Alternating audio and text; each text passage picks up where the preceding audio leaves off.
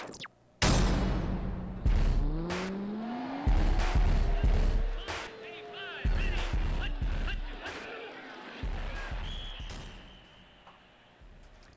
and welcome to another edition of HS Game Time Live. I'm Kyle Glazer alongside Eric Paul Johnson. Inland Division football semifinals. It's the four teams everyone expected: Poly, Heritage, Citrus Hill, Redlands, East Valley. Eric, Poly Heritage is our game of the week. Take me through how you see that one playing out. You know, it's one of those rare chances where we get to see two undefeated teams facing each other in semifinals. It's only happened 3 times in the last 20 years. And interesting, all 3 times have happened in the last 4 years. But this kind of a matchup, I think we're going to see a low-scoring game here. Defenses are very strong here.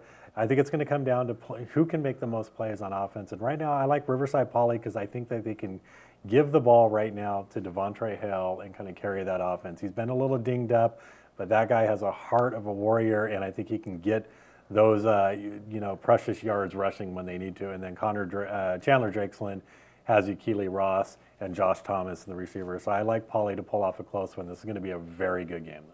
Absolutely. You know, I look at this game and I see two teams who can absolutely win this game. I think you can almost flip a coin here.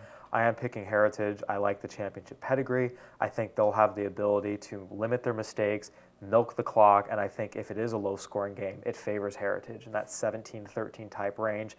But once again, Poly can win this game, and I think that either way, nothing's going to be an upset here. They're undefeated for a reason. Both teams have a lot of strengths, a few weaknesses. Whoever can limit their mistakes and exploit those few weaknesses best is going to win, and everyone's capable. Yeah, right now I look at Riverside Poly as a team kind of on a mission right now. At the beginning of the year, they wanted to win a league championship. They beat Rancho Verde to do that. And now their goal is to complete an undefeated season and win Poly's first title in 30 years. And I kind of see that motivation. They have the defense with Evan Telliard leading at linebacker that I think, this is, like you said, it's going to be a physical game, and it is going to come down to a turnover or two or who can make that one big play. Absolutely. Another game that I expect to be very physical, very close. Redlands, East Valley, Citrus Hill, and I'm going to take this one real quick just because I know both these teams. I have to say, Redlands, East Valley, I've said it from the beginning, they're the best team in this division, most talent, they've got the coaching. The division is theirs if they play well. But I love the way Citrus Hill matches up against them. I really, truly think Citrus Hill is the only team in this division who has the number of playmakers Rev has at all the different position groups. Add in the coaching, add in the swagger. I think Citrus Hill is the worst possible matchup for Redlands East Valley, and I think that if Rev can get by this one, they will win the championship. But Citrus Hill can absolutely win this game.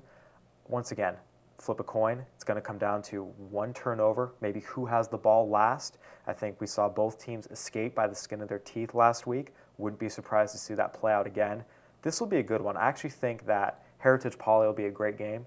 I think this will be the better, more fun game in terms of the amount of the guys on the field. I do think the eventual champion will probably come from this game.